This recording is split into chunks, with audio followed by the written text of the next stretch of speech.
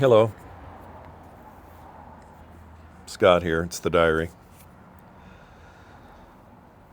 I am out on the front porch, chilling because I'm brain dead today. But what a great time to start a podcast when you can't think straight and your head hurts a little bit, and all your words are coming out wrong. I've been doing that all night. Probably driving my family crazy. It is, 7:07 p.m.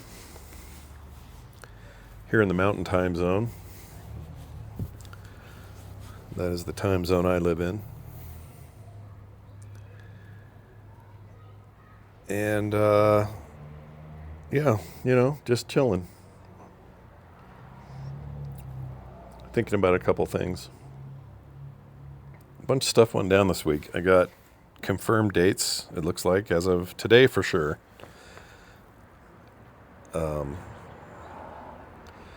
We have confirmed dates of June 11th through the 13th, is it? Yeah, 11th, 12th, 13th for Nerdtacular 2026, which is pretty crazy. That is almost, it's 9 years. It will be 9 years after the last one. And prior to that, we had 10 years straight, 2007 to 2017 straight. And then took a couple years off on purpose. The goal was to just, take a couple off, and then we were going to have a big return in 2020. That was the plan. Now, I don't know if you guys remember this or not. 2020 turned out to be problematic on a bunch of levels. Primarily the international pandemic that made everything not happen. So plans were scrapped. We were actually going to double up that year. We were going to do Vegas for the morning stream. Excuse me. Nothing makes you more stoked to hear a podcast than a guy who yawns while he's making it. Anyway, the royal we're going to make it happen for both that year. We're going to do TMS that spring, and then later in the fall was going to pull off one of these. But, as luck would have it, or as nature would have it, or if you're a conspiratorial type person, if people who leaked a virus would have it, I don't know, wherever you think that all came from. There was no... What is that sound? Do you guys hear that? Oh, guy's cooking over there. Okay, it's a grill. So we didn't do it. And so now here we are 5.5 years later, and my brain just said, yep, it's time. We're doing it next year. We're doing it no matter what. We're just making one happen. And it's not that that 26 is any more special than any other year or any other number.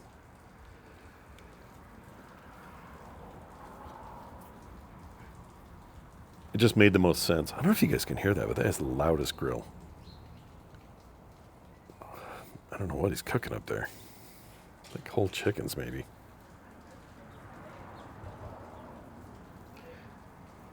So, everything's coming along swimmingly. I have to sign a contract in about 2 weeks that will be a, go or die type thing. And the only real worries I have this year are, so despite some pretty vocal people online, there's a fair number of people that filled out our survey that I put out there asking people where they'd come from, if they're coming this time, would they want to come, blah, blah, blah, all that stuff. And a large percentage of people, or a larger than I expected percentage of people, were foreign, not from America, right? Somewhere out of the States. And given our current political climate toward various aspects of our international facingness of various degrees of crappy to worse. I thought maybe that would... All right, that's somebody with a muffler who's just trying to compensate for something else.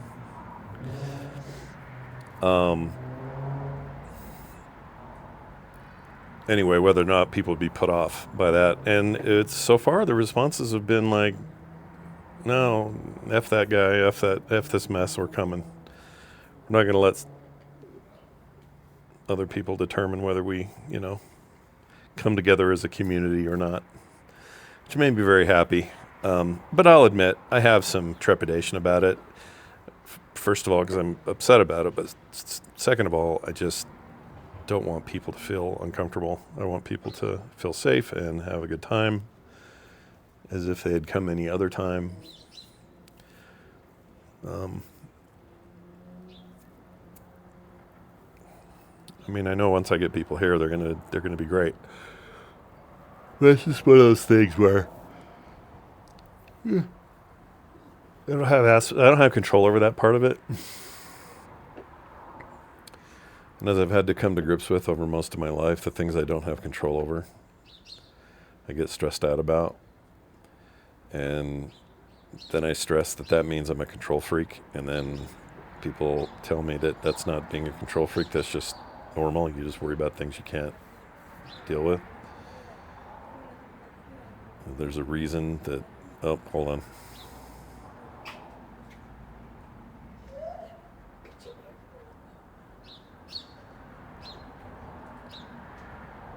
Some people I don't know.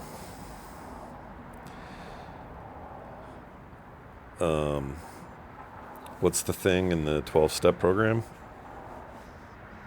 Help me know the things I can control and to recognize the things I can't, or let go of the things I can't, whatever it is. I don't know what it is. I've never been to an AA meeting.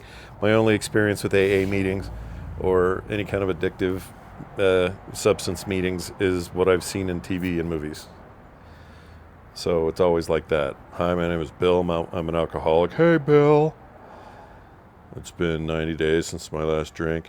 Woo! I mean, is that pretty much how it goes? Can anyone here? You can be anonymous, but anybody listening have,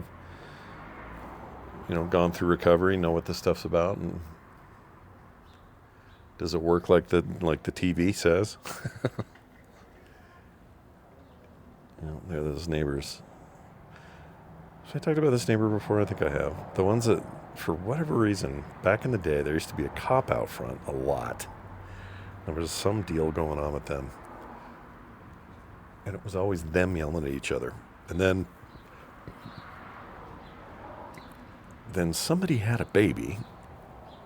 And right now they're out there walking the baby. But I don't think that's the same dude that was here the first time, or that was here when they were having the domestics and the cops were getting called and stuff. So I don't know that for sure. Maybe having a kid just cleans everything up for you. Depends on who you are, I guess. I would think that would make things more complicated if you're already in a bit of a mess, but they haven't had any of that since then. Since this baby showed up, no cops, no nothing, no skirmishes over there, no crazy parties at night like they used to have. A baby will do that for sure, but I don't know. It's weird. I can't get my head around it. It's not my life. I shouldn't be even noticing, but, whatever. You observe, you see things. Look, I had an art teacher I can't remember if she was high school or college. Might have been an early college professor who said you should go to the airport or other public spaces. She liked the airport in particular because it had a lot of international flair and people coming in and leaving that weren't staying. So you just get a lot of different kind of people, different cultures, different races, different personality types, maybe a group of some group that's doing a special traveling and they're just laid over for the day or whatever it is. But you'd have these people come in and out of that airport, and she said you should go take your sketchbooks. I'm like 18 years old and she's telling me this.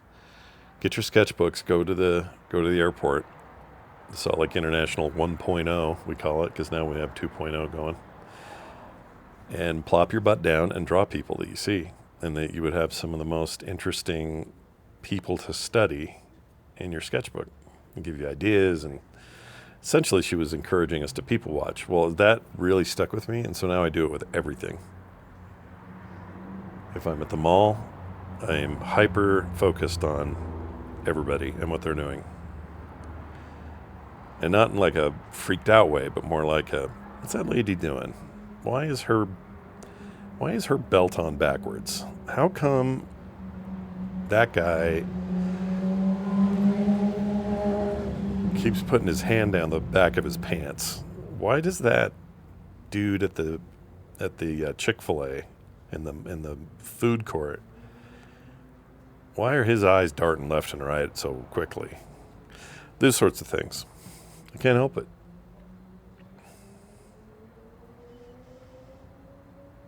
I do this with photographs. Somebody sends me a picture, I have to zoom all over it and find all the little details. All the stuff nobody noticed. Or that I mean, maybe they did. It's just stuff I see, and I gotta call it out. This is just a part of me. It's who I am. Sorry. You know what? I came in a package. You just got what you got. You got the instruction manual. You put me together. I'm like an IKEA end table. I just am what I am. I'm relatively cheap. I get the job done. Nobody's, it's not fancy. But is it holding your books at the end of the night and have a little lamp on it? It sure does. Could it be dusted and wiped down a little more often? Probably. I'm not saying, I'm not saying it's in mint condition.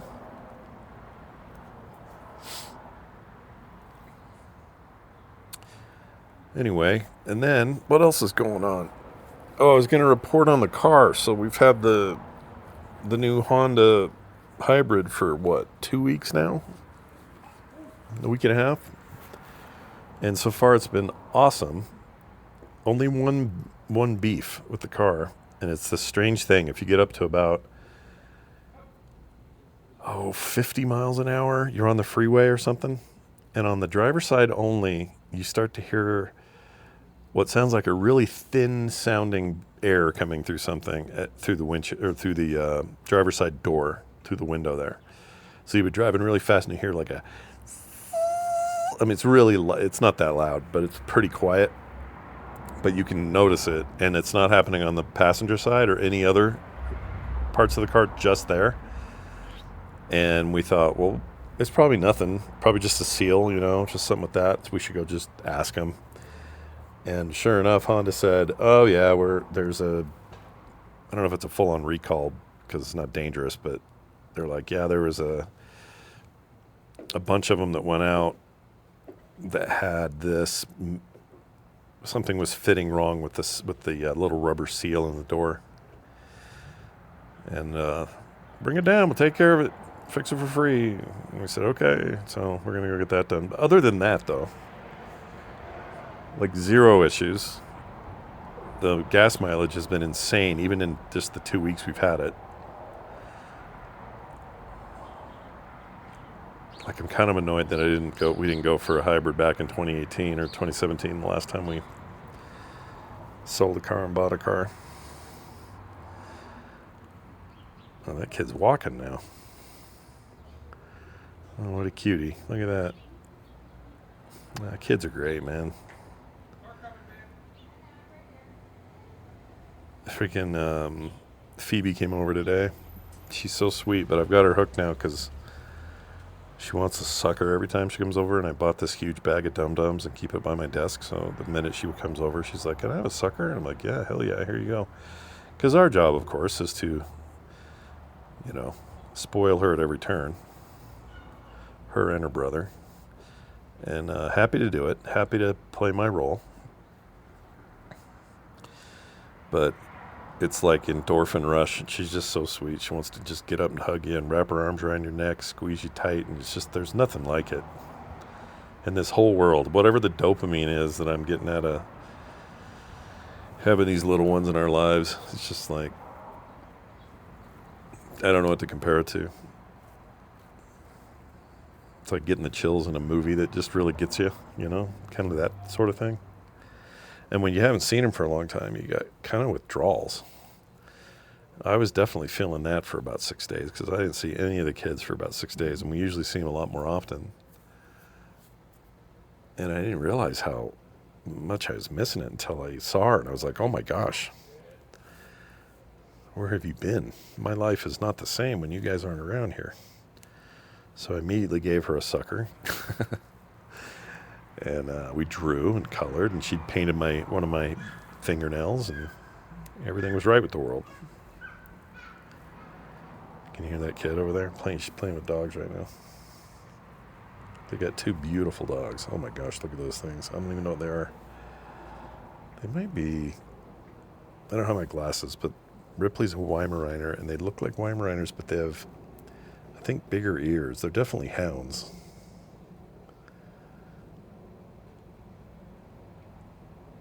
Yeah. Speaking of, my dog, Rainer, she's pushing 11 years soon, which puts her, what does that make her in dog years? For her breed, I think she's like in her 80s effectively. So she's, we're in the twilight years, and I don't like it. No, sir, I don't. So she's a little mopier than usual than she used to be. She's not the same, speed. Got a lot of gray on her muzzle she didn't used to have. She got one of those big fatty growth things on the side of her. Vet says it's nothing, just says that happens with older dogs. So we're just starting to hit that phase, right? And she's kind of out of poops to give. She's sort of like, if she used to get in the way, I'd say, Rainer, you're in the way, and she'd move and remember it and kind of train her a little bit. Now she's just like, yeah, whatever, you'll be okay. I'm just going to walk around this kitchen. I'm going to hunt for scraps you may have forgotten about, and if I'm in your way, well, that's just tough. Them's the breaks. But I'm dreading that day because I'm not prepared for that. She was a crucial dog in my life. In a year or a couple of year span that I really needed a good dog. The kind of animal that was just like there for me, with me whenever I needed her, comforting no matter what.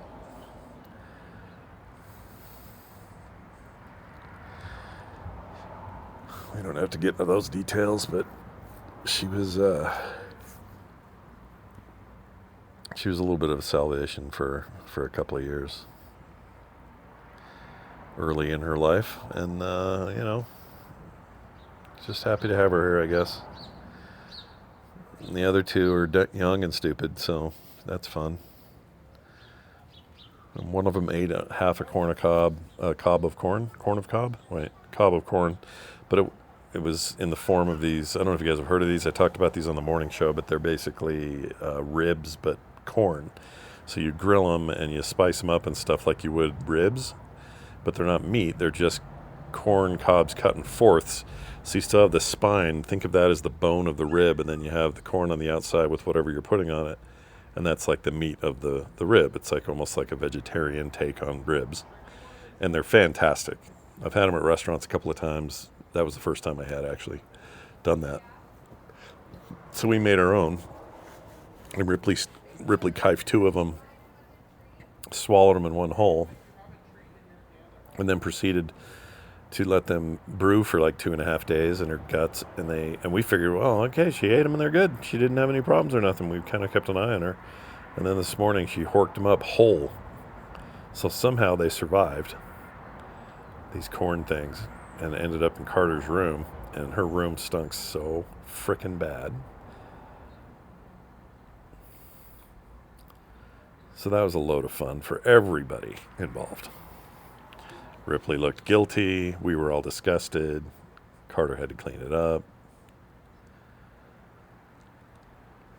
Just the way of things. Oh, I know what I was going to talk about. This is probably the last thing I can tell you before I got to go, and you guys are probably tired of hearing me anyway. I'm all over the place tonight. It's been a while since we've had kind of a must-see TV moment thing where the whole household is stopping everything, seeing it the minute it comes out. with a new episode, and then, really soaking it up and talking about it for the rest of the week, and then the new one comes out, and that is happening with us and Alien Earth right now. It's meeting every expectation I had. I was so excited about this series, and I'm so happy they're nailing it and doing so many things that are just so different. Like, it's unpredictable. It's exploring parts of the alien mythos that the movies haven't had the room or the space to really get into. The comics have some, but the lore of the movies, they're just kind of what they are, right? These 2-hour chunks. And, Prometheus and Covenant and the canceled one, what was it going to be called? David or something?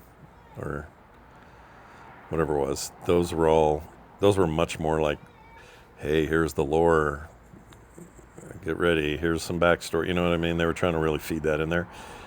This show is full of bits and pieces from the rest of the universe, but it's doing its own thing, cutting its own path, and telling stories about characters that are kind of their own thing. And it's all grounded in this overall alien story, but it's not, it's almost like it doesn't require it. It's hard to explain.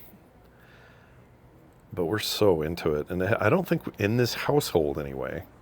I mean, it would have been back when all my kids were still home, but we were this way with Lost in this house. When Lost would come on, everybody stopped everything and we would watch Lost back in 04, 05, like 20 years ago. And we would just stop everything. And that's what we did.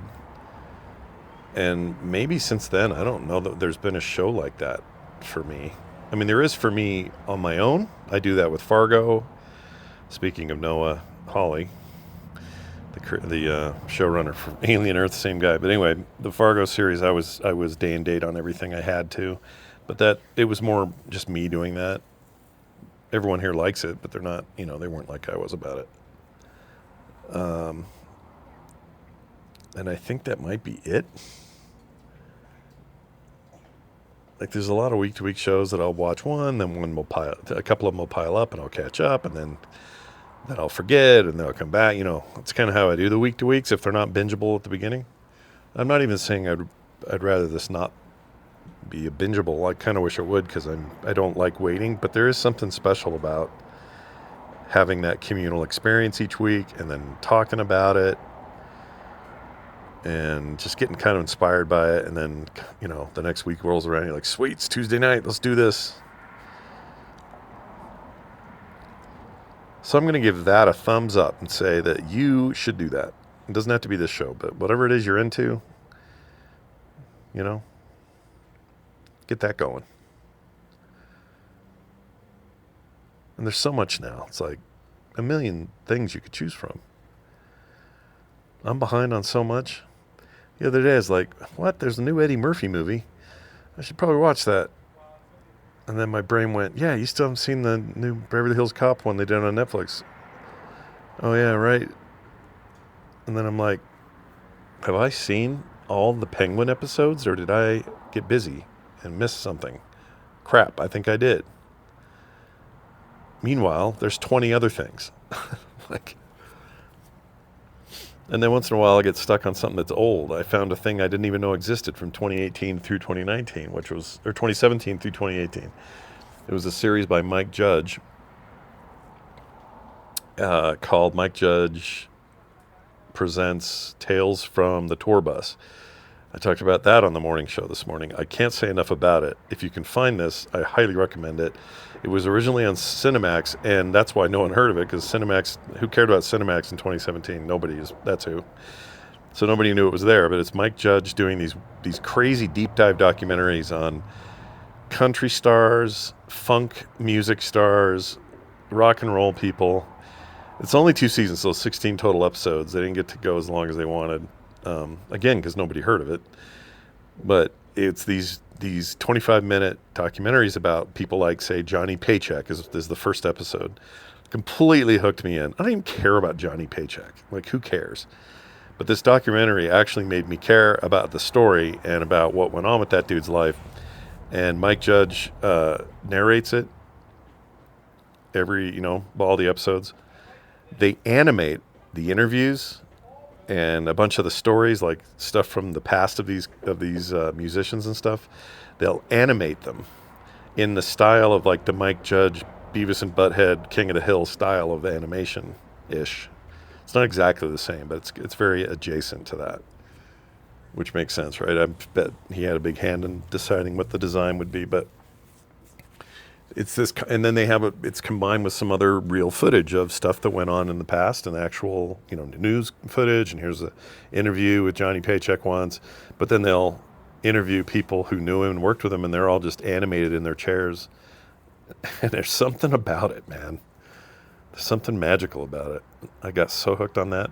So my point is, there is no shortage. Ain't nobody anywhere is saying there's not enough TV. We don't have enough. There are not enough movies. It's the opposite of that. I'm not even sure it's good that we're so deluged by entertainment options at a time when, life isn't all that entertaining. So we're all having to escape into this stuff. On the other hand, art is a healing thing and can be and is important to humanity, even when perhaps the powers that be diminish its power or diminish its reach or its ability to cross borders and cross aisles and all the things that art can do. But I just really want to watch more of that show. Anyway, I hope you're all doing well. Hope you are having a decent end of summer. Fall's right around the corner, guys. We're almost there. Weather's about to get cool. Today was a 72 all day, which was awesome here. It rained a bunch. We needed that. I'm going out of town this weekend for my anniversary with my wife, Kimberly. And I'm not going to talk about how long we've been married. It makes me seem very old now. I don't like that, but I am proud of it. Does that help? We're going to go to one of our favorite places that we like to go, spend the weekend there, and come home Monday. But there's a bunch of other stuff between now and then that I'm doing, so watch for those, and upcoming stuff about Nerdtacular and all that fun stuff. I'd love to see a bunch of you there.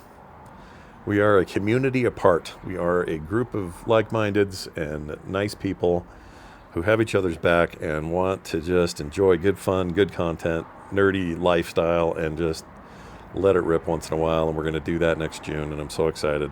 And it's going to be family friendly. You can bring your kids to it. I love it when families show up. I love giving kids their special sticker packs and all that stuff. Kids are the best. They freaking rule. They're so much better than adults, man.